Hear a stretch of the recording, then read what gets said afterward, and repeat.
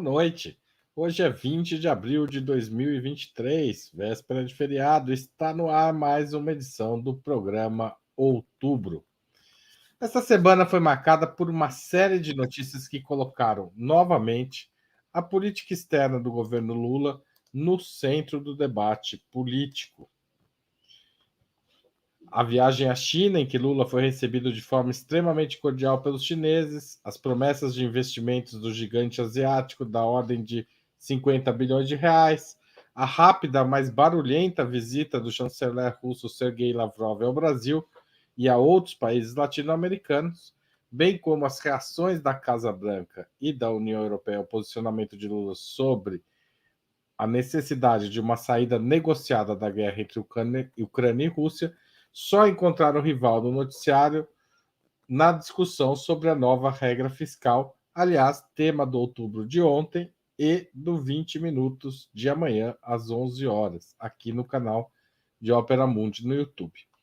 As declarações e reações norte-americanas ao fortalecimento dos laços entre China, Brasil e Rússia parecem ter irritado o Ocidente, né? Como se proclama, e, sobretudo, o governo Joe Biden, que chamou o Brasil de papagaio da propaganda chinesa e russa.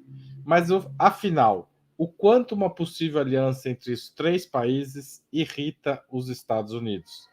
Para falar sobre isso, recebemos hoje Iole Ilíada, doutora em Geografia Humana pela Universidade de São Paulo, integrante do Conselho Curador da Fundação Perseu Abramo e ex-secretária de Relações Internacionais do PT de 2011 a 2012.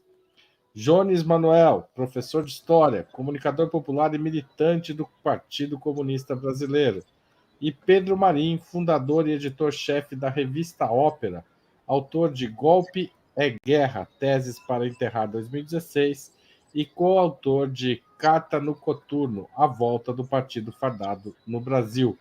Em nome de Ópera Mundi, cumprimento os três convidados e informo a nossa audiência que faremos o possível para ler eventuais perguntas feitas aqui durante esta transmissão, com prioridade aquelas realizadas por membros pagantes do canal no YouTube ou acompanhadas por contribuições via Super Chat e Super Sticker. Obrigado aos participantes, é um prazer recebê-los. E vamos à primeira pergunta da noite. As declarações de Lula, a adoção de trocas comerciais em moedas nacionais para o Brasil e China, os prováveis investimentos chineses no Brasil e a visita de Lavrov à América do Sul são demonstrações de que os Estados Unidos estão, de fato, sob ameaça de perder a condição de única superpotência? Há razões concretas para a reação norte-americana à aproximação entre os três países? Iole Ilíada, você começa. Boa noite, Haroldo, Jones, Pedro, e boa noite principalmente a quem nos assiste. Eu reitero que é sempre uma alegria estar aqui com vocês. E eu gosto de sempre recuperar o fio condutor das nossas conversas semanais aqui, até porque quem não nos assistiu tem a chance de fazê-lo, né? E pode se interessar pelo que a gente vem discutindo a respeito de todos esses temas, semanalmente aqui no programa Outubro no Ópera Mundi.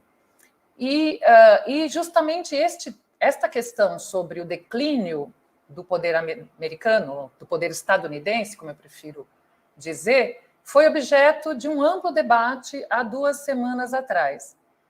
E ali, sim, todos nós convergimos numa opinião que existe um processo de declínio, de decadência dos Estados Unidos como potência hegemônica internacional. Mas aqui é importante fazer uma ressalva, né? Porque quando a gente fala em declínio do poder americano ou em decadência da economia americana, há quem entenda que estamos dizendo que os Estados Unidos já não mandam nada no mundo ou que a economia dos Estados Unidos é uma porcaria. E nós estamos, na verdade, nos referindo a um processo, né? Um processo em que, quando dizemos que há um declínio relativo da hegemonia dos Estados Unidos, estamos dizendo que há uma perda relativa de poder. Que os Estados Unidos já tiveram mais poder do que tem hoje. Quando falamos em declínio da sua economia, mesma coisa. Estamos querendo dizer que esta economia já foi mais forte, mais poderosa do que é relativamente hoje. Agora, é importante lembrar que este não é um processo inexorável. Nada na história é inexorável. Esse não é um processo inexorável. E os Estados Unidos vão lutar, espernear, lutar de forma agressiva, inclusive, para evitar que isto aconteça. Já falamos sobre isso, ele vai usar as armas que possui, desde a arma do dólar, que ele usa para sanções, né, para dificultar a vida econômica de outros países, até a guerra propriamente dita, e a arena mais recente é a Ucrânia, passando por mecanismos para desestabilizar governos, né? Aliás, a Ucrânia também foi um local em que isso aconteceu. Então, existe um processo real, a meu juízo, de declínio do poder americano e existe uma reação americana. Nesse sentido, para responder a sua pergunta, existem razões concretas para uma reação dos Estados Unidos? Sim, existem reações concretas. Essas reações concretas são as mesmas que, na minha opinião, justificam que o Brasil procure essa aproximação com China e Rússia. E eu explico. Para que o Brasil faz isso, né? Objetivando o quê? Bom, faz isso para diversificar o seu comércio, diversificar suas relações comerciais, ampliar suas possibilidades de investimento, fugir das armadilhas do privilégio do dólar, dos riscos do privilégio do dólar, e para também contribuir para a construção de uma ordem mais democrática, multilateral, multipolar, etc. Ora, isso é exatamente o que, neste momento, os Estados Unidos não querem, porque tudo isso implica em que os Estados Unidos precisará relativamente perder poder, né? A construção de uma ordem multipolar não se dará sem que os Estados Unidos percam poder, cedam poder. A construção de uma ordem econômica mais igualitária não se dará sem que os Estados Unidos ceda poder econômico, perca poder econômico. Então, para responder a sua pergunta, existe um processo de declínio, ele é objetivo e, por isso, objetivamente, há razões para a reação dos Estados Unidos, que nós, inclusive, já tínhamos aventado aqui no programa passado. Mas, para concluir, então, eu acho que a reação agora ela está no campo da normalidade, digamos, daquilo que era esperado. O que mais chamou atenção, embora também não devesse nos surpreender, não é nem a reação dos Estados Unidos ou da Europa, né, do chamado Ocidente, é a forma como a imprensa brasileira papagueou, para usar a expressão do John Kirby, papagueou essa reação. Na verdade, eles foram os porta-vozes, quando não amplificaram as críticas feitas. Eu acho que isso é que deve para esse fenômeno é que nós devemos colocar o nosso olhar. Tá certo, e olha, espero que a gente volte a esse tema, porque ele é realmente... Jones Manuel. Então, antes de tudo, aliás, boa noite a todo o público do Ópera, boa noite, Iole, boa noite, Haroldo, boa noite, Pedro. Como o Iole bem colocou, a gente já debateu isso aqui, eu até tirei onda, né, porque tem um certo pensador que aparece muito no Vizinho do Lado, no Brasil 247, que a cada lance ele diz que é o fim da nova ordem mundial, né, que é o nascimento da nova ordem que começou o mundo multipolar. Então, assim, o Xi Jinping espirra, o Pepe Escobar fala que começou o mundo multipolar. E não é assim, né?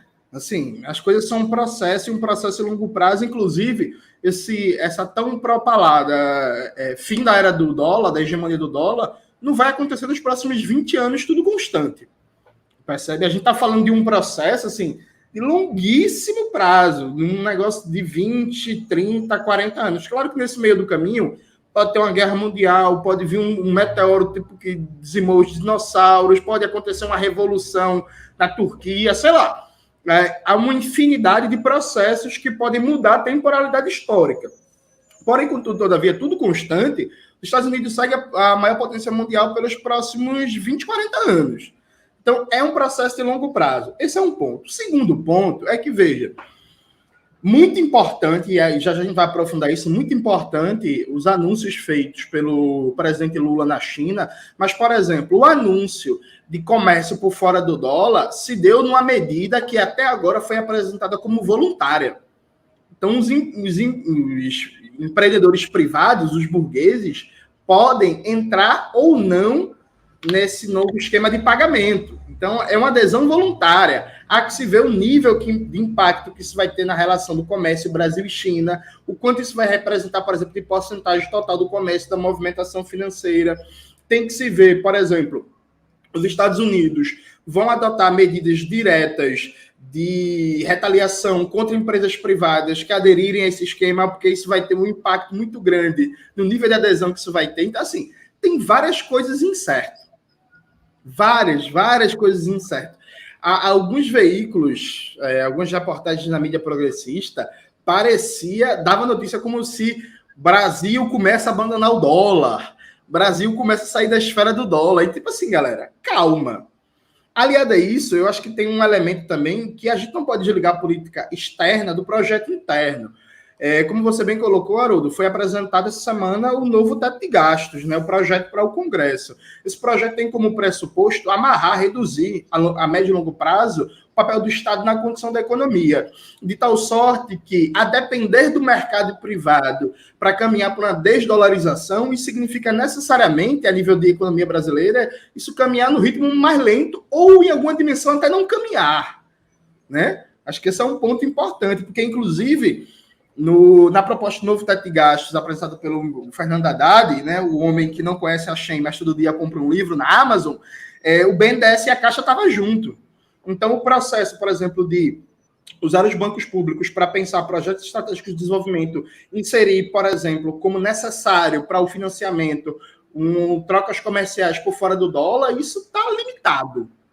Então, eu acho que é papel dos Estados Unidos combater toda e qualquer declaração que vá no sentido da multipolaridade e de questionar a hegemonia do dólar. Eles estão jogando o jogo deles, percebe? Eles estão fazendo o papel deles. Agora, eu acho que do ponto de vista da gente, brasileiro, do ponto de vista analítico, acho que a gente precisa analisar com mais calma o que isso vai significar concretamente.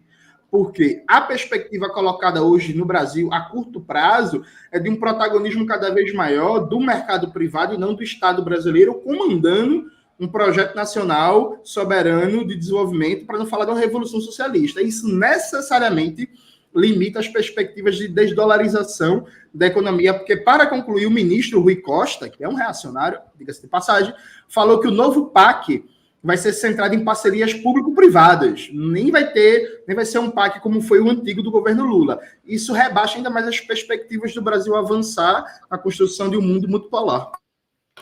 Tá certo. Pedro Marim, como você viu essa movimentação toda? Bom, antes, boa noite, Haroldo, boa noite, Oli, boa noite, Jones, e boa noite a todos e todas que nos acompanham, né? Eu acho que não tem dúvidas de que os Estados Unidos se encontram em decadência, né? Se encontram no processo de decadência, e, inclusive, eu chamaria a atenção de que talvez os Estados Unidos seja o pior momento deles, não só desde a queda da União Soviética e do fim da Guerra Fria, mas desde o início, efetivamente, da Guerra Fria, desde a década de 50, talvez 60, né? Por quê? Primeiro, do ponto de vista do chamado quintal dos Estados Unidos, né, a zona de influência, enfim, a zona vital aqui dos Estados Unidos, naquelas décadas, em 50, 60, a gente tinha a ascensão de uma série de processos de governos nacionalistas, muitas vezes de esquerda, quer dizer, a gente teve a Revolução Cubana, tinha os resquícios do peronismo na Argentina, do varguismo no Brasil, tinha o Jango, etc., de forma que o papel dos Estados Unidos aonde é o seu espaço vital, justamente, estava em disputa. A gente teve a guerrilha do Che na Bolívia, que acaba em 67, etc. E segundo, qual que é o fato novo, né, nesse contexto? É que os Estados Unidos não só estão se confrontando com a União Soviética, que era, enfim, um bloco gigantesco, mas estão se confrontando ao mesmo tempo com a Rússia e com a China, o que era o ponto central dos estrategistas norte-americanos ali nos 80, 90, do que não fazer, não se confrontar ao mesmo tempo com os Estados Unidos, com a Rússia e com a China. E, incrivelmente, o governo Biden entra nessa quando a guerra da Ucrânia começa, né? Hoje a gente tem um processo em que, efetivamente, os Estados Unidos estão em confrontação com esses dois países e em que a China é uma potência econômica de uma tal forma que a União Soviética talvez nunca tenha sido, e em que há uma interdependência entre a economia norte-americana e a economia chinesa que nunca houve em relação à economia da União Soviética e dos Estados Unidos.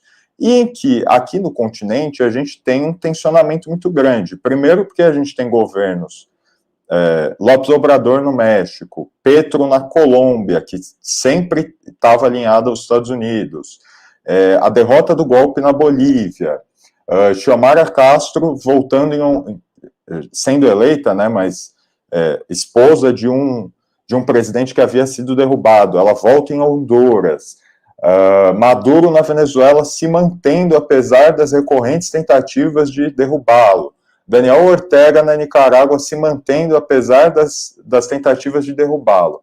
E Cuba se mantém, né?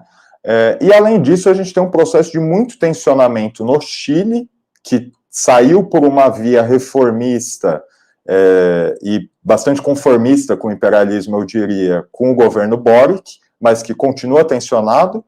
Peru, que está numa tensão incrível e que resultou na derrubada de mais um presidente, no caso Castilho,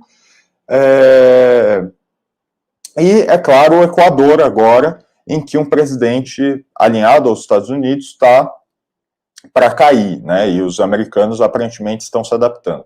Então, eu concordo com a Iole de que não é uma decadência dada, isso é um absurdo, e com Jones, né, mas talvez seja um dos piores momentos históricos dos Estados Unidos.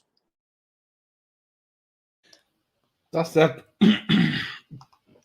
O chanceler Sergei Lavrov, em sua viagem pela América do Sul, depois de passar pelo Brasil, disse que a Rússia vai atuar para reduzir a dependência da Venezuela em relação à economia norte-americana. Os russos, mesmo em guerra, têm condições de fato de apoiar significativamente a Venezuela, ou isso tem um peso mais diplomático do que concreto economicamente? Jones Manuel. Não, veja, eu acho que a Venezuela já tem uma parceria estratégica de longo prazo muito importante com a Rússia, né? Desde a época do Hugo Chávez, o processo de modernização das Forças Armadas da Venezuela foi feito muito comprando material militar russo. Então, é uma parceria que já vem há bastante tempo. Agora, a Rússia está distante da Venezuela, a Rússia não é essa potência econômica que se pinta, esse é um ponto importante se dizer. Viu? Há também um costume de colocar a Rússia e China, meio que a Rússia e China desafiam a hegemonia dos Estados Unidos. Parece que a gente está falando de economias do mesmo tamanho e do mesmo porte. Por uma série de processos históricos, a Rússia tem uma capacidade militar que é desproporcional à sua capacidade econômica. A Rússia, enquanto potência militar, é muito mais importante globalmente do que é enquanto protagonista econômica. A Rússia tem uma participação muito baixa no comércio global. Os monopólios internacionais russos têm um papel muito baixo nas cadeias globais de valor. A Rússia está longe de ser um dos maiores competidores do mundo em marcas de carros, celulares, microchips, eletrodomésticos, material aeroespacial e por aí vai. O que a Rússia é uma potência global inquestionável no mercado mundial de armamentos. A Rússia tem um protagonismo muito importante e a Rússia tem ativos que sabe usar muito bem, né? Por exemplo, é um dos principais fornecedores de combustível para a Europa e maneja isso muito bem, como agora, no caso, como retaliação às sanções e às pressões que vem sofrendo.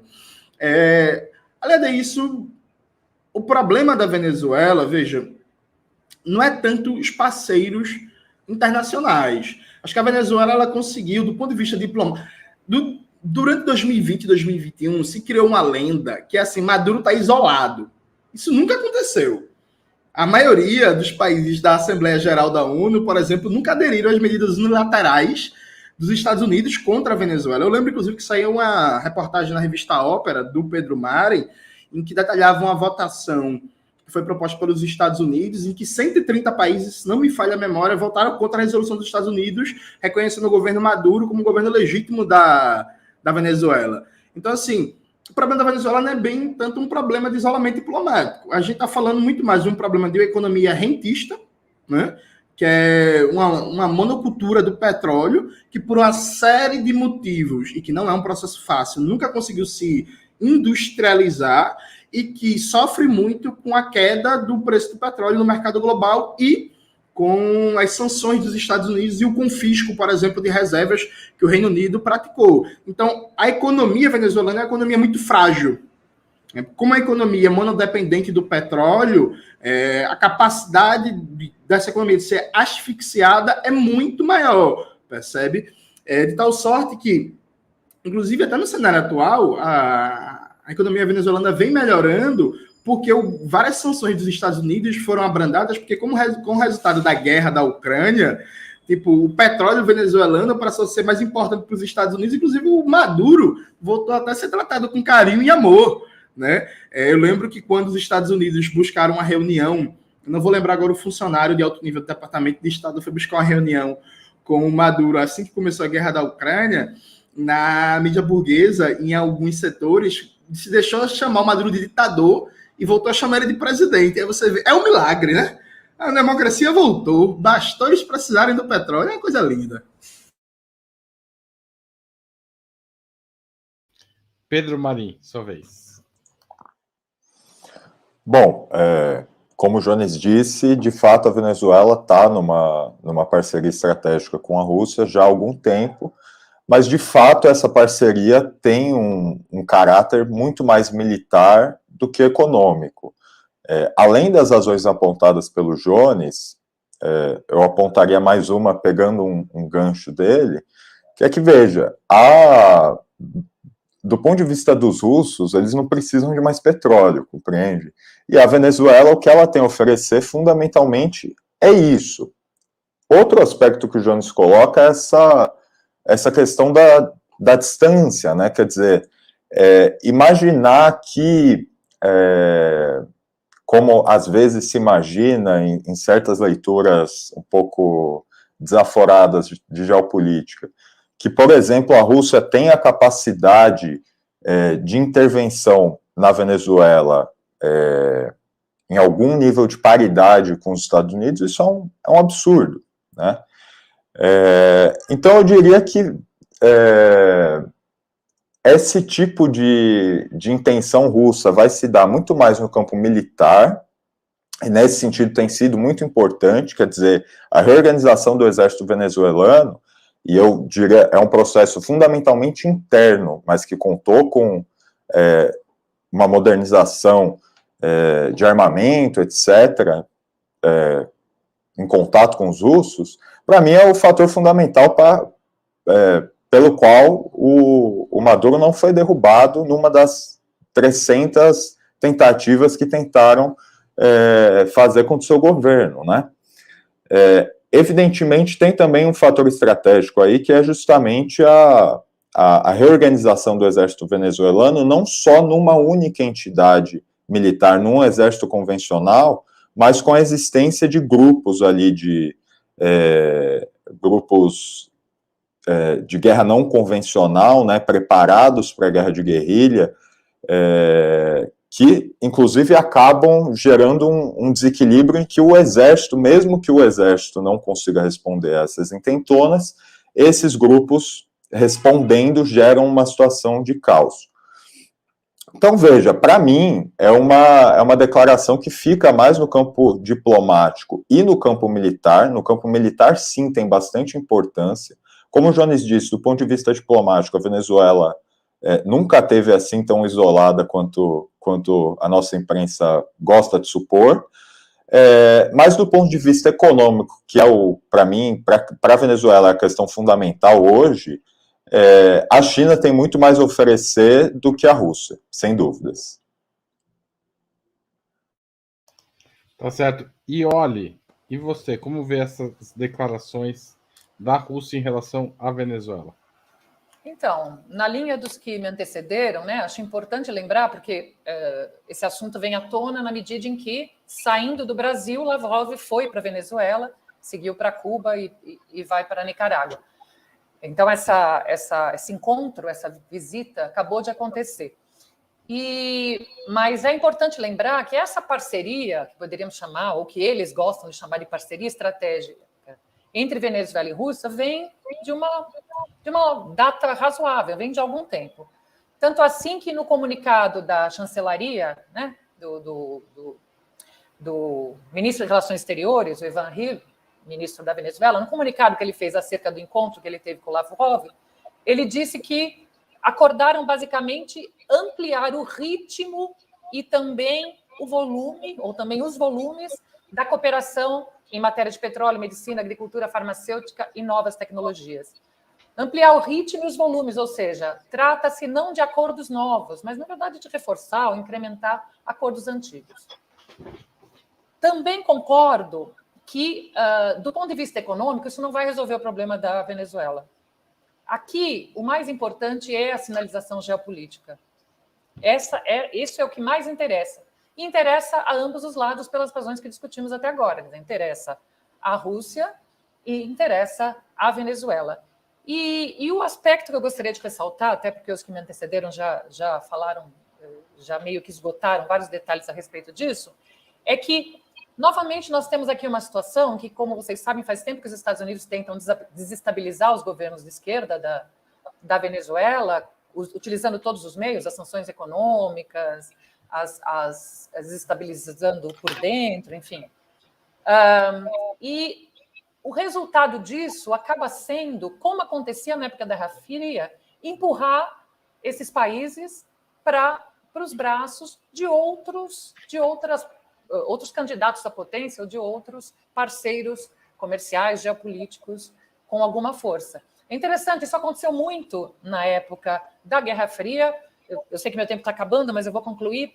Cuba, por exemplo, né, todo mundo sabe que Cuba planejava, depois de fazer a Revolução, ter um caminho próprio, né, para a construção do socialismo. E ela foi empurrada para o colo da União Soviética no momento que os Estados Unidos aprovaram o bloqueio. Então, e a Venezuela também é um caso assim, quer dizer, não sei, a gente não sabe, não existe C na história, mas o fato é que a forma como os Estados Unidos se comportam com relação à Venezuela só poderia fazer com que ela procurasse na Rússia esse aliado estratégico. Tá certo. E para vocês, em que medida o voto do Brasil no Conselho de Segurança defendendo a investigação das explosões no gasoduto Nord Stream fazem parte das motivações desse incômodo, dessa irritação dos Estados Unidos com o Brasil? Aquilo ali, esse voto marcou uma certa virada de posição brasileira com relação ao conflito Ucrânia-Rússia ou não? Pedro Marinho, você que começa dessa vez. Bom, esse é um fator fundamental, talvez seja um dos fatores que mais incomodam os americanos, mas antes eu vou fazer uma pequena recuperação histórica aqui, até para informar quem está nos acompanhando, né?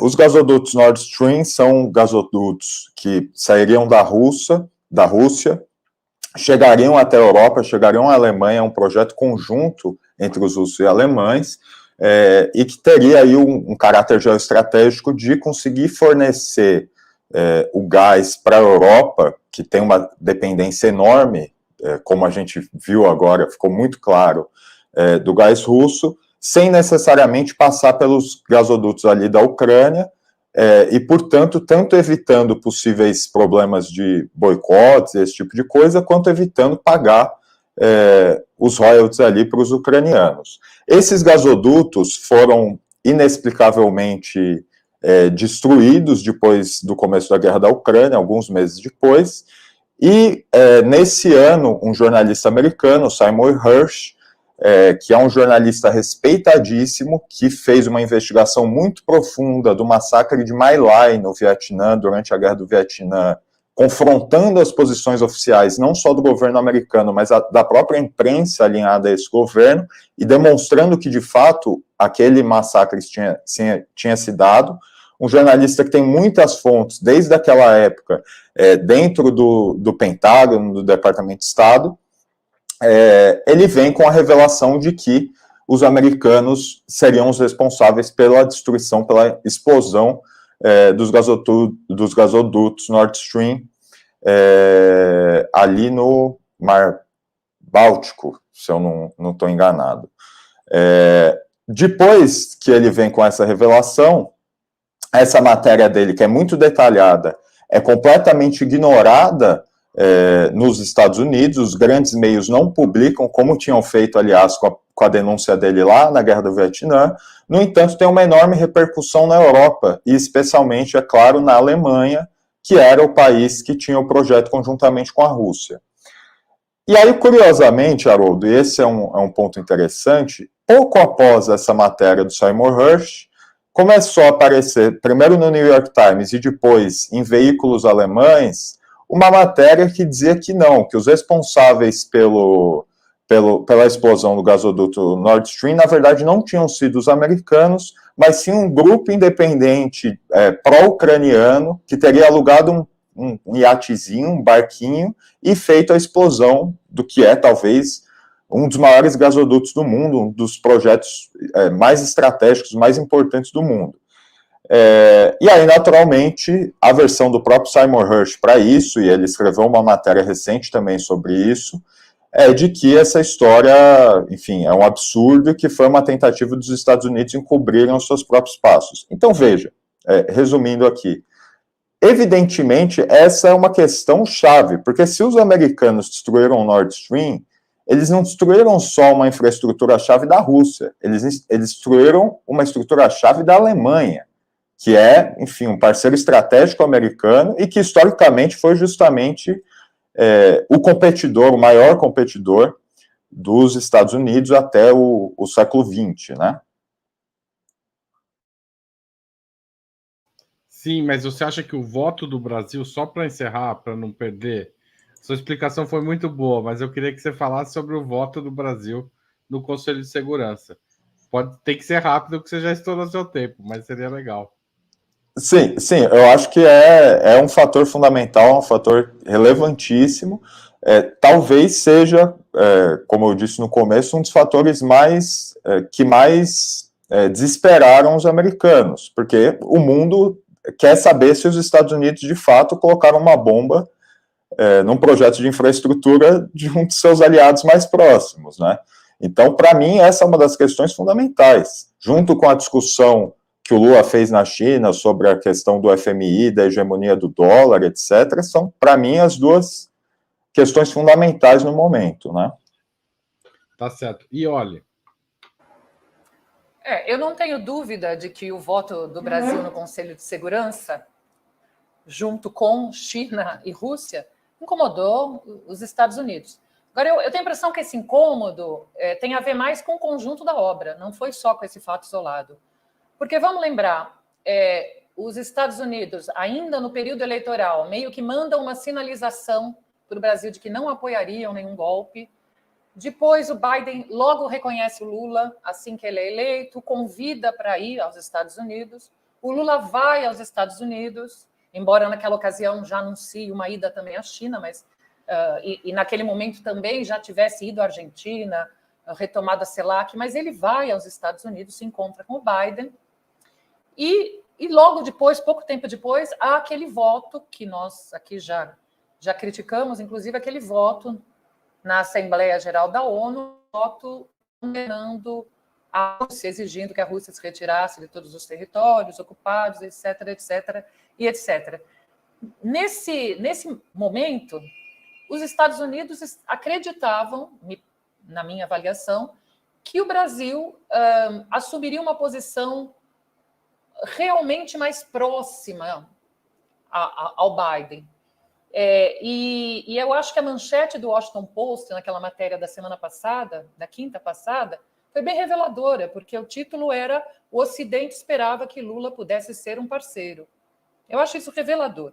Só que tudo que o Brasil fez depois, a inflexão que se seguiu, foi fazendo com que os Estados Unidos vissem que, no mínimo, como diz também a matéria, né, o Brasil tinha seus próprios planos. Então, eu acho que é esse todo que fez com que os Estados Unidos percebessem que eles tinham o Brasil como um aliado facinho, né? Facinho. Aliás, é preciso dizer que, para aquela imprensa, nossa imprensa vira-lata no sentido do complexo, né? De vira-lata, do Nelson Rodrigues, que o Brasil, o Lula vai visitar o Biden dá uma atenção pequena ao Lula, protocolar, e oferece ao Fundo Amazônia a quantia ridícula para transações internacionais, para coisas dessa natureza, de 50 milhões de dólares. Hoje, depois de tudo isso, quer dizer, de todas as reclamações e todas as ameaças, ele comunicou que já solicitou ao Congresso uma contribuição da ordem de 500 milhões de dólares, claro, em 5 anos, e precisa ver se o Congresso vai aprovar, mas, enfim, anunciou isso, esse pedido de uma contribuição de 500 milhões de dólares para o Fundo Amazônia. Ou seja, talvez eles também tenham se dado conta de que eles perdem o Brasil também, como disse o Trump, perdem o Brasil também porque eles sinalizam com pouca coisa, oferecem pouca coisa. Isso ficou gritante no que a viagem à China ofereceu, vis-à-vis do que a viagem do Lula a Biden tinha, né, ela tinha resultado. Então, isso para responder a sua pergunta, eu acho que esse é um momento importante. Eles ficaram putos, ficaram bravos, mas ficaram bravos com anúncios da desdolarização, ficaram muito bravos com as declarações do Lula a respeito da guerra da Ucrânia. Então, eu acho que é o conjunto da obra e a percepção de que o Lula e o Brasil, por enquanto, mas depois a gente pode falar mais sobre isso, não é um aliado tão facinho quanto eles pensavam. Tá certo, muito obrigado. E antes da gente continuar, eu queria pedir a contribuição financeira de vocês, espectadores, ao Opera Mundi. Há muitas formas de fazê-lo. A primeira é fazer uma assinatura solidária em nosso site, operamundi.com.br/apoio. É a forma mais usada, com maior número de apoiadores. Tem várias faixas, você pode fazer contribuição mensal, anual, ou seja, você lá encontra uma variedade de condições para nos apoiar regularmente, porque esse apoio regular é muito importante para a gente. Uma outra forma de fazer um apoio regular é se tornar membro pagante do nosso canal no YouTube. Tem um botão aí escrito Seja Membro, é só clicar nele. Também, se você quiser fazer uma contribuição pontual, ela também é bem-vinda. Você pode fazer um super chat ou um super sticker durante essa transmissão, ou seja, agora mesmo. Se você estiver vendo um programa gravado de Opera Mundi, este ou outro, também pode mandar um valeu demais. Manda nos programas que você mais gostou de Opera Mundi. Vai lá e clica no valeu demais. E, finalmente, tem a opção do Pix, que é nossa chave, é apoia@operamundi.com.br. Ela está aqui na tela, mas ela fica melhor ainda gravada no seu aplicativo bancário. Toda vez que for pagar uma conta, sobrou um dinheirinho, manda para a gente que a gente vai fazer bom uso. O jornalismo de qualidade é a principal arma contra fake news. Só o jornalismo de qualidade, que coloca a verdade acima de tudo, pode lutar, pode construir um mundo com menos fake news. A gente busca oferecer esse jornalismo todos os dias e, para isso, a gente depende da sua contribuição.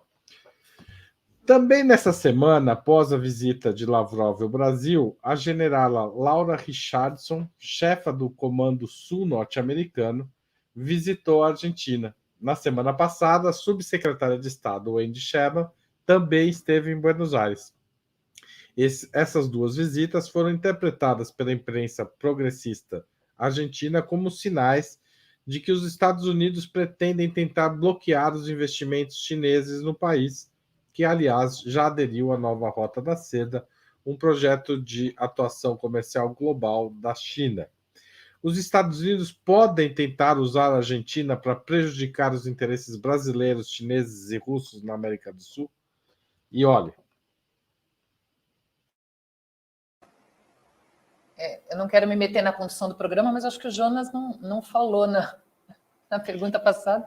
Ai, gente, e agora que vocês avisam, vamos voltar para o Jones? Não, estou propondo para começar com ele, que eu acho mais... Começa com o Jones, e Jones, você responde também a outra pergunta. Tá, então, vamos lá. Começa falando pelo Conselho de Segurança, depois a gente volta. Desculpa. Acaba sendo duas coisas. Veja, eu acho que a questão, e Oli colocou muito bem, é um conjunto da obra, né? Os Estados Unidos estão no papel de fazer o daily, de defender suas posições, especialmente quando tem os republicanos fungando no cangote, e aí as pesquisas de opinião até agora dão vitória, inclusive dos republicanos na próxima eleição, e há uma crítica de que a diplomacia do Biden não consegue enfrentar a China, os Estados Unidos não conseguem recuperar a liderança global. Então, tipo, é o governo dos Estados Unidos, é o imperialismo estadunidense e o grupo dirigente nesse momento, os democratas fazendo o seu.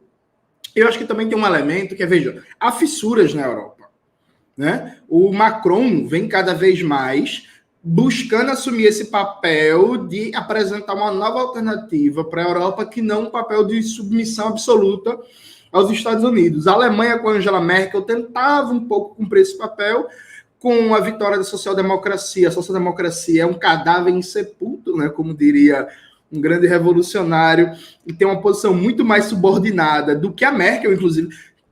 Aqui eu vou abrir um parênteses, né? É vergonhoso você ver que a Alemanha, dirigida pela Angela Merkel, tinha uma posição de autonomia maior do que pelos social-democratas, né? Enfim, a social-democracia deveria ter acabado.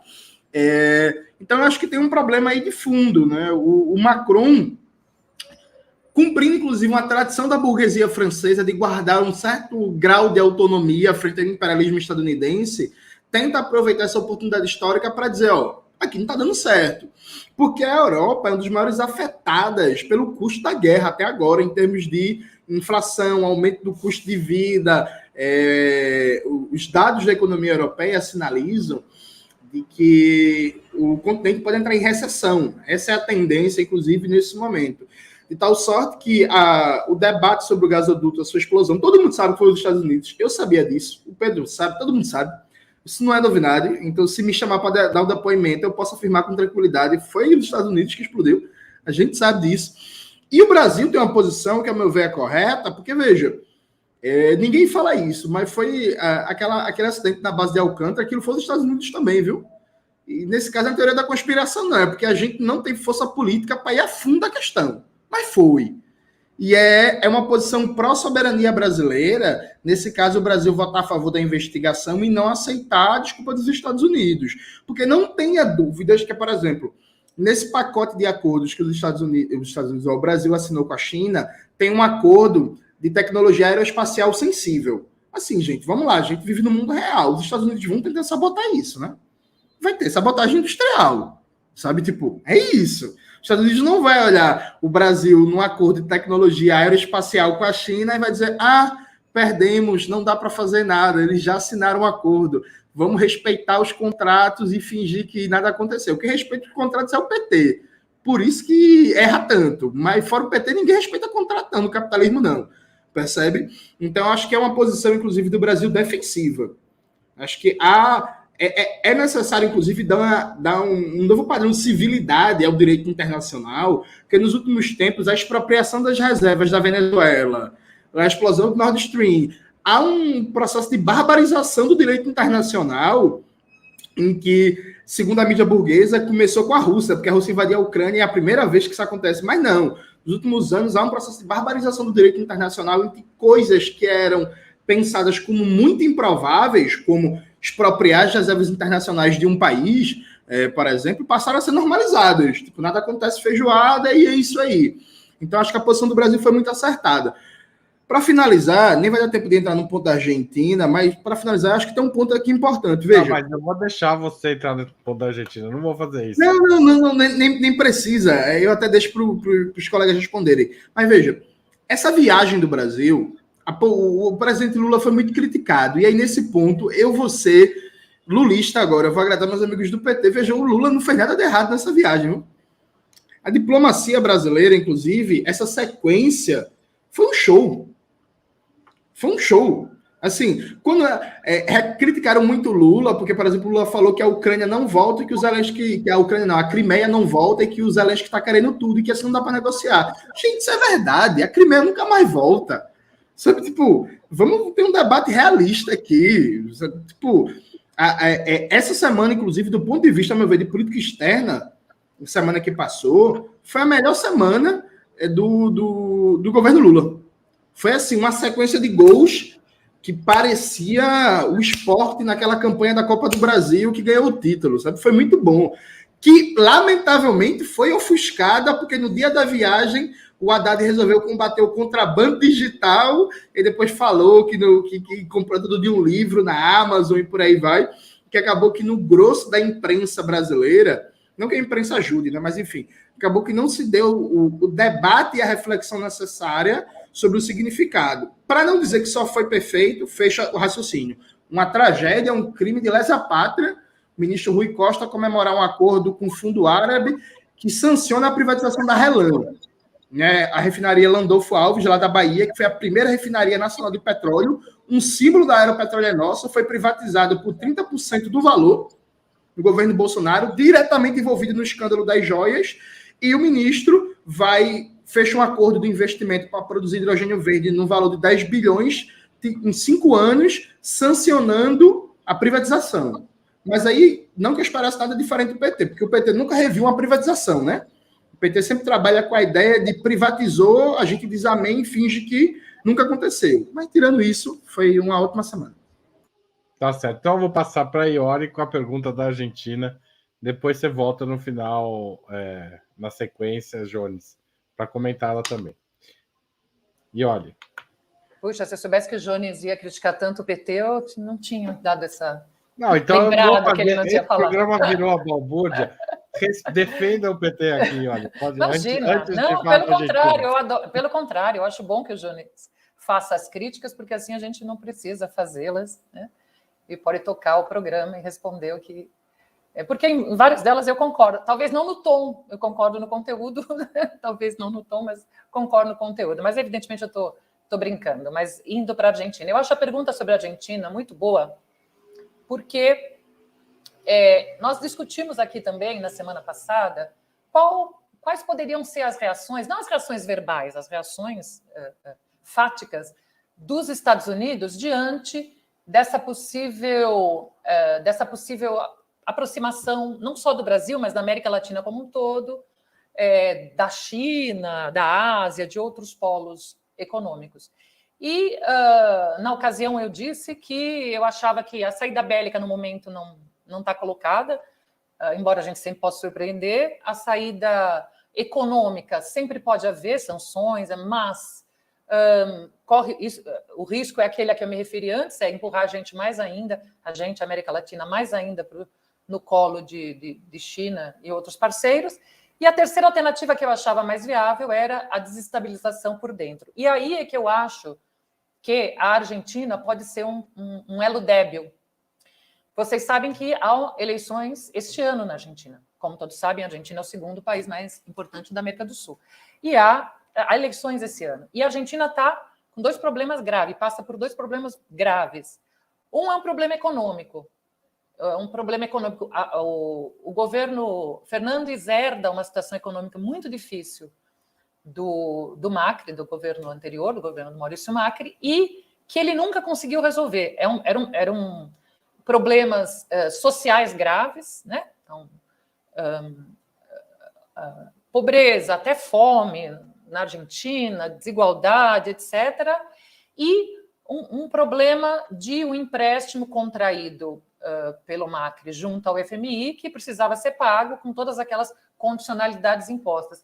E o governo, na verdade, durante esses anos todos, ficou espremido entre ministros da economia que queriam fazer uma política restritiva, alô Haddad, uma política mais restritiva para dar conta deste pagamento.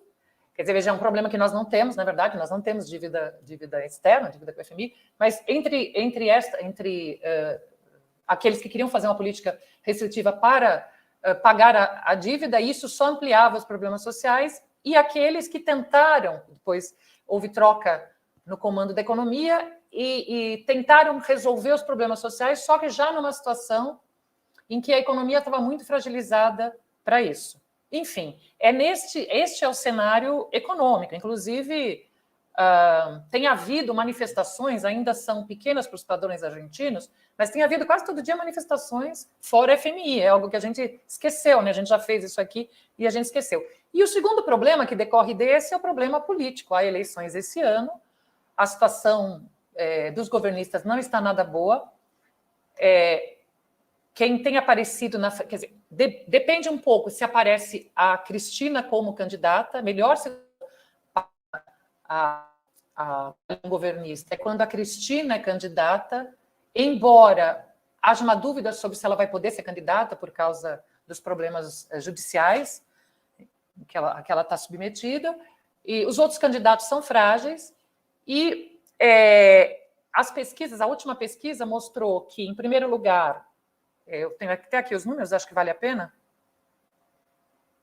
Eu separo tudo aqui, depois eu tenho dificuldade de achar, é legal, né? Mas eu acho que vale a pena, aqui, ó. As últimas pesquisas, porque vocês sabem que existe uma coisa na Argentina, eu vou tentar ser breve, existe uma coisa na Argentina que são as eleições primárias, o PASO, que elas realmente definem quem serão os candidatos, né? E isso vai ser agora em agosto. Então, você vê, 13 de agosto, é pouquíssimo tempo. E numa das pesquisas, e tem várias, né, mas numa dessas pesquisas, a coalizão governista aparecia só com 18,7%, foi a primeira vez que ela apareceu com menos de 20%. Quem aparecia na frente ainda era os Juntos por el Cambio, né, que é o partido do Macri, e o candidato é o Horácio Rodrigues Larreta, né, que é equivalente ao prefeito de Buenos Aires, e quem está subindo é o Javier Milei, que é um candidato dessa extrema-direita moderna, né, que justamente é conhecido como liberal, os seus apoiadores são los liberales, né, e que apareceu com 20,8%. Ainda tem um número muito grande de indecisos, na casa dos 31,6%, então há uma indefinição, mas para convergir agora na resposta e encerrar. Ou seja, há um problema grave na Argentina e não é difícil, portanto, que na cabeça do Departamento de Estado dos Estados Unidos eles vejam a Argentina como um campo vasto para contribuir para uma derrota da esquerda e imaginando que novamente, a partir da Argentina, possa se reconstruir uma contraofensiva da direita no continente, como aconteceu na vitória do Macri. Tá certo.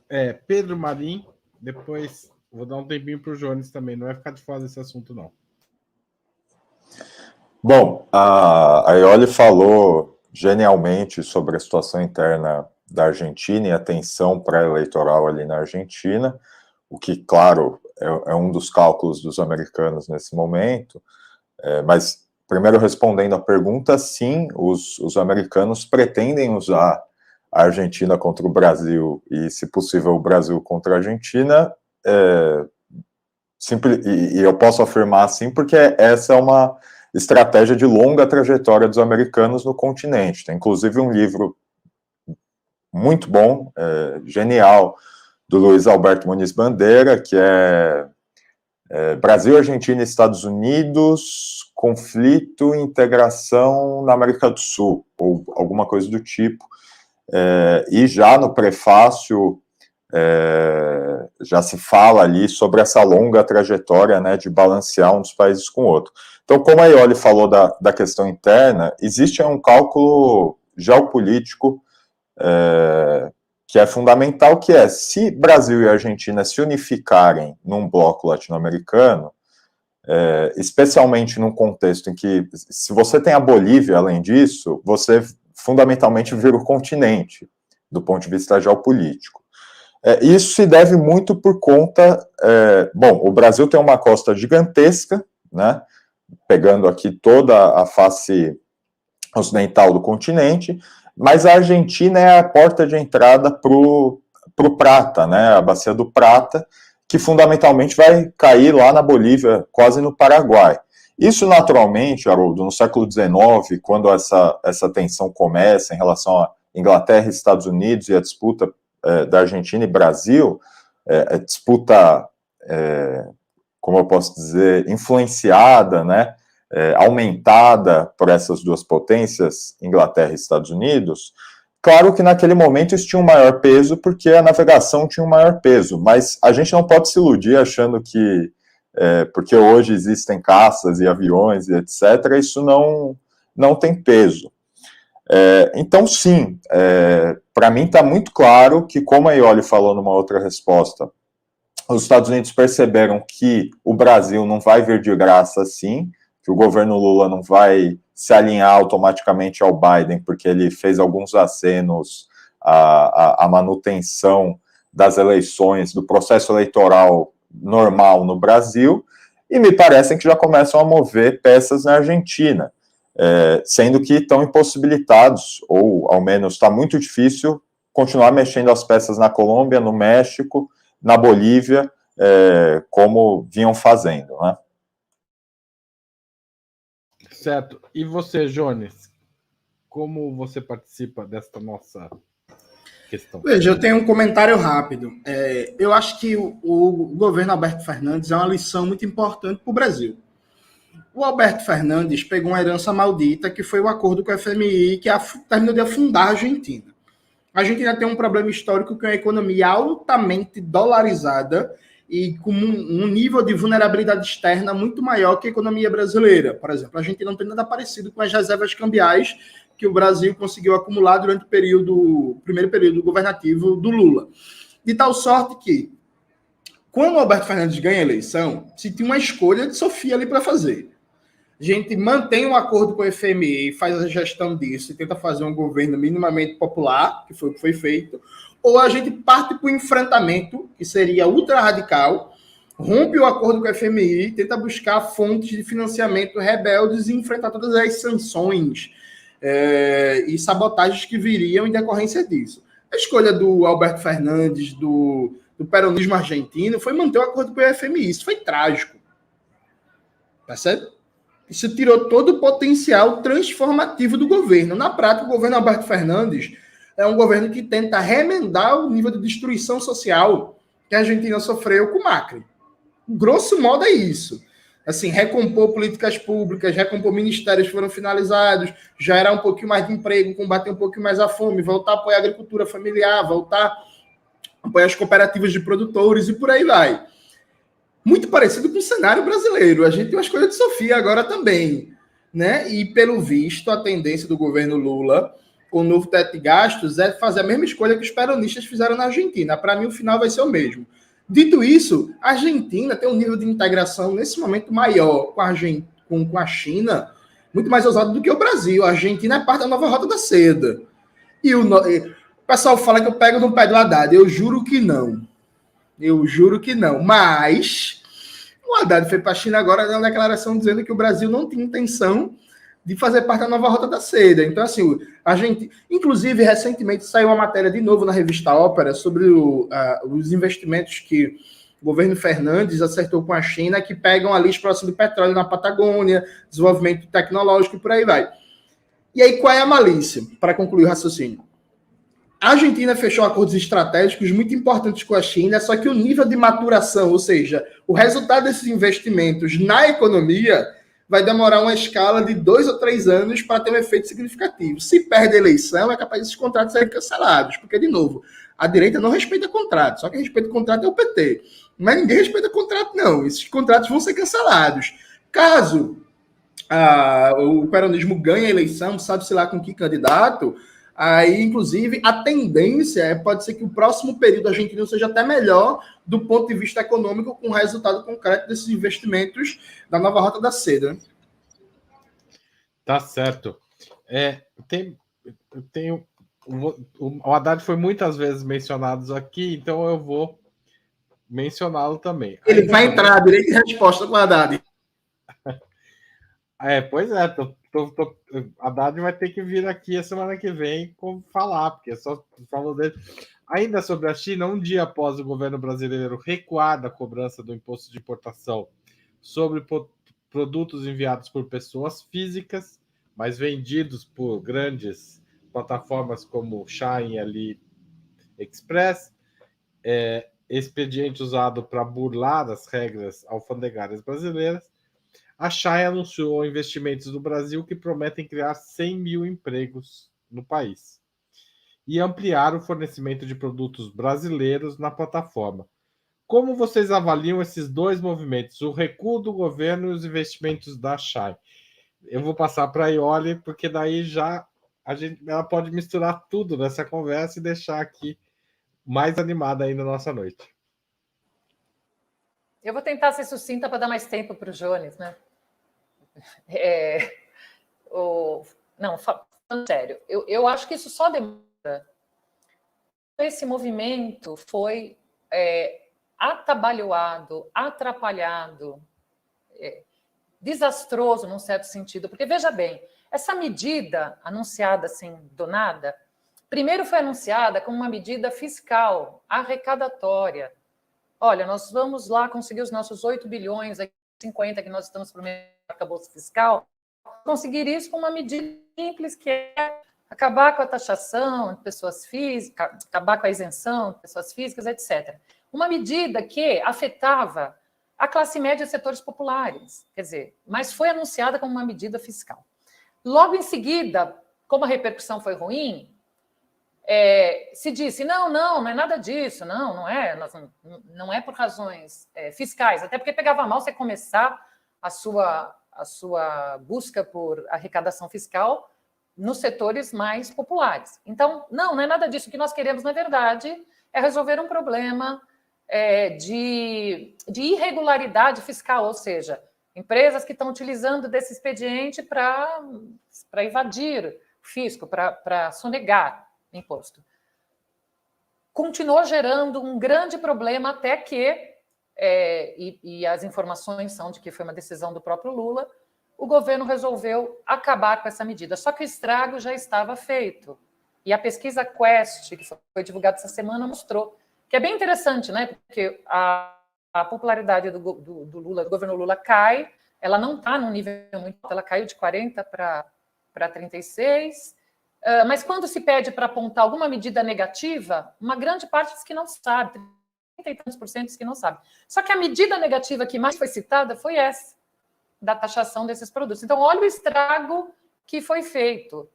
Bom, e, finalmente, para encerrar, essa reviravolta com a conversa que o Haddad mantém com a Shein, reviravolta, porque até outro dia ele nem conhecia, né? Que ele mantém com a Shein, e essa declaração de que a empresa está disposta a fazer um acordo, que é um acordo, vejam, no melhor espírito da viagem à China, da qual ele participou, né? É um acordo entre as partes em que a empresa se compromete a, em algum prazo, nacionalizar a produção. Chegar a nacionalizar até 85% da produção do que ela vende, o que é um acordo muito melhor, porque enfrenta um problema que é real, que é o fato de que a facilidade com que essas mercadorias entram no Brasil, de fato, inibe a indústria brasileira, de fato, exporta empregos. Mas, veja, esse é um acordo muito mais positivo, é um acordo que se você anuncia, ele é popular. E, no entanto, para chegar a ele, houve um monte de bombada e o governo um preço alto. Agora eu vou pular o Jones, vou passar para o Pedro, só para dar segurar a audiência, para ver a resposta do Jones. Olha, Haroldo, se tratando do Haddad, eu não sei se é a melhor opção. Veja, primeiro, quanto à medida, né? A medida anunciada. É justo, tem uma medida de justiça, fundamentalmente é correto e está de acordo com a lei você querer, enfim, que essas empresas paguem os impostos devidos ao fisco. Isso eu acho que não está em debate e talvez esse seja o problema, né? O Haddad não consegue entender que as coisas que estão em debate não são as coisas que ele, sentado no seu escritório rodeado de livros e caixas da Amazon, se coloca, né? Então, assim, primeiro, quanto à medida, a medida é justa. Agora, a questão é, a gente tem que decidir se o Haddad, ele é realmente uma pessoa... Eu chamei esse tipo de franciscano tecnocrata, né? Quer dizer, se ele é um bobo útil com essa verve de dirigente de empresa, de liberal, etc., ou se efetivamente ele, na verdade, é muito esperto e está agindo como inimigo do governo. Porque, veja, você tomar a decisão de tratar de uma coisa que é extremamente popular, não só entre as camadas médias e as camadas populares, mas especialmente entre a juventude, que foi um elemento fundamental nessa eleição do Lula. Justamente uma juventude que não passou crescendo com Lula presidente, etc., na semana em que se vai para a China. Aliás, um terceiro fator, num contexto em que a principal discussão econômica em pauta, na boca do povo, não só dos jornais, é a questão da taxa Selic e da manutenção ou não da autonomia do Banco Central, discussão na qual o povo tem a posição pró-Lula, o Haddad consegue, com essa medida que ele tirou da cartola, ou seja lá o que o Haddad usa em cima da cabeça, conseguiu simplesmente apagar tudo isso, apagou a viagem à China, apagou a discussão da Selic, e ainda, como a gente viu justamente na pesquisa da Quest,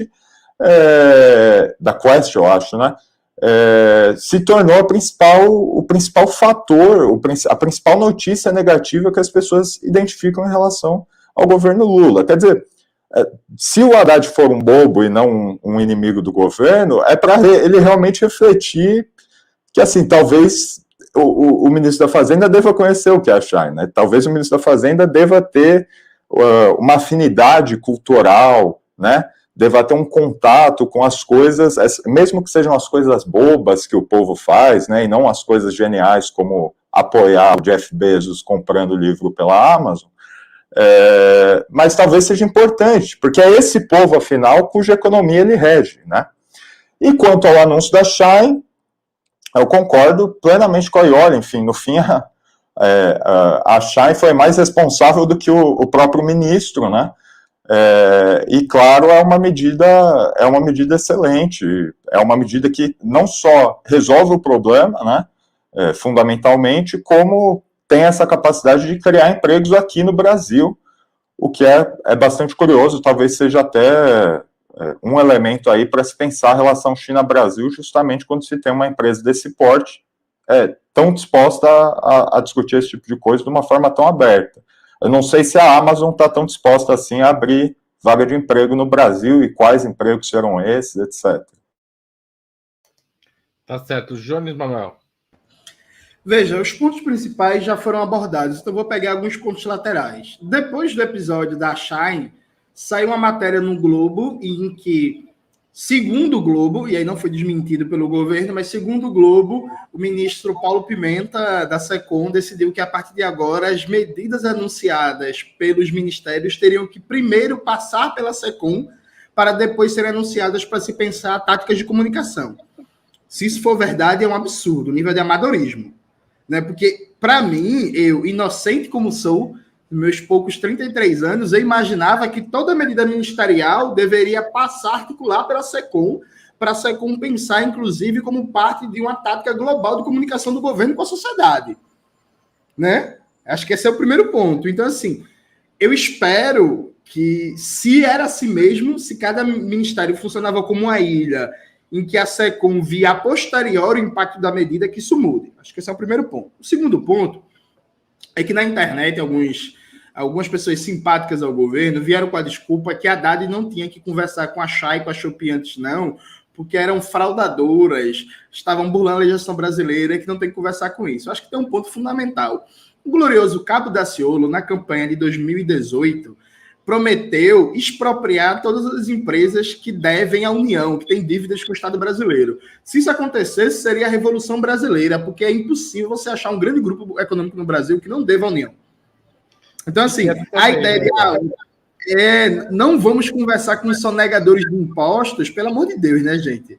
Tipo assim, inclusive, é um pressuposto, inclusive, dos próprios balanços financeiros das grandes empresas, retardar o pagamento de imposto X ou Y e fazer o processo de renegociação via refis, quando precisa, por exemplo, de algum contrato do governo e tem que formalmente ter a certidão negativa, porque o refis, para quem não sabe, é uma malícia, uma jogatina, que é assim, eu devo 50 bilhões ao governo.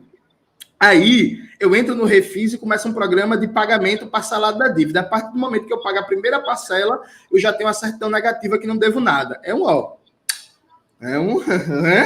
uma delícia. Então, assim, sabe, sonegação de impostos é um padrão do capitalismo brasileiro. Eu diria que é, inclusive, um padrão global, né? Porque todo grupo econômico monopolista usa o seu poder diferencial para manejar a estrutura tributária de um país.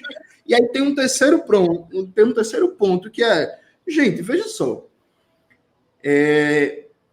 eu acho que como a gente não tem uma mídia própria, porque diferente da Venezuela, que tem um aparato de mídia, isso significa um poder limitado de comunicação, em que é fundamental que o governo atue como elemento uníssono de pautar o debate público. Acho que o Pedro destacou um ponto muito importante. Veja, o Haddad ajudou a colocar nas sombras o tema da taxa Selic do Campos Neto. E isso numa semana, gente, na quarta-feira, o Campos Neto cometeu um crime. Campos Neto foi para Londres, num evento privado de investidores, e disse qual vai ser a posição da próxima reunião do Copom, que a tendência é manter a taxa de juros e não baixar, porque está muito cedo, porque tem que ver se o IPCA vai continuar baixando nos próximos meses. Isso é crime. Porque ele estava num evento privado dizendo para investidores que especulam a partir da taxa de juros. Então, assim, um especulador financeiro, ele investe grana, ele aposta dizendo assim, na próxima reunião do Copom, a taxa de juros não vai baixar. O presidente do Banco Central disse, numa reunião privada, que na próxima reunião do Copom a taxa de juros não vai baixar. Isso é crime. Isso foi quarta-feira passada. Isso praticamente não foi debatido. Eu não vi, por exemplo, inclusive nas próprias redes governistas, de deputados da base do governo, por exemplo, eu não vi o Boulos, eu não vi o Humberto Costa, eu não vi o próprio Paulo Pimenta, eu não vi ninguém debatendo isso.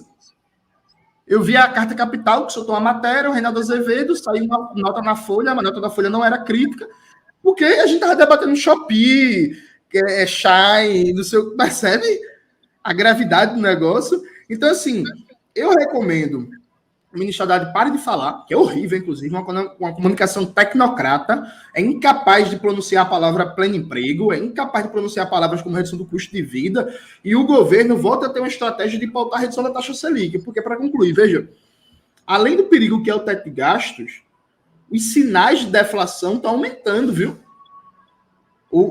A redução da inflação média brasileira, segundo todos os economistas que estão sendo consultados e ouvidos, inclusive segundo as próprias estatísticas oficiais do governo, apontam não para uma redução do custo de vida saudável, mas para uma tendência de recessão e deflação.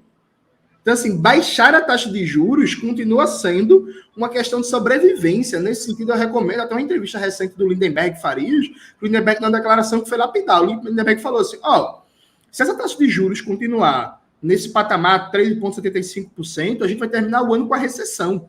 Isso pode ser um golpe mortal no governo Lula, na popularidade do governo, com impactos devastadores na eleição de 2024. E é verdade. E tipo assim, momento, o tema não... Jones, você está estourando bem o tempo, mas eu vou... Desculpa, terminei, concluí. Nesse momento, quanto mais a taxa de inflação cai, maiores ficam os juros reais, né? E num momento que o país não está crescendo, não tem nenhum sentido isso. Bom, a gente passou bem do tempo aqui hoje, gente. Queria agradecer vocês, mas eu vou fazer uma última pergunta, respostas de 1 minuto, tá bom? Não estoure, por favor. Lula e Celso Amorim proclamaram, inclusive durante a campanha eleitoral de 2022, que o Brasil deve ter uma política externa altiva e ativa. Com todas as idas e vindas, tudo que a gente discutiu aqui hoje, a gente pode dizer que Lula está cumprindo essa promessa? Vou começar pelo Pedro Marim dessa vez. Veja, primeiro, as últimas semanas... As últimas semanas da política externa do governo Lula, eu fiquei pessoalmente surpreendido, positivamente surpreendido. Eu achei que o tom ia ser bem outro. No entanto, me parece que, primeiro, sim, até o momento isso tem se concretizado. No entanto, eu vou rememorar uma coisa que o Jones falou e que eu tinha falado no programa anterior, que isso depende também das condições internas, da estabilidade política interna, além da questão econômica. Então, enfim, no momento em que a discussão do GSI volta à pauta, a discussão dos militares volta à pauta, é uma questão a não se perder de vista. Tá certo. Jones Manuel. Não, a política externa vinha sendo muito ruim com o Mauro Vieira. Eu acho o Mauro Vieira um dos piores ministros desse governo. Eu, particularmente, demitiria ele, porque, assim, muito ruim, péssimo.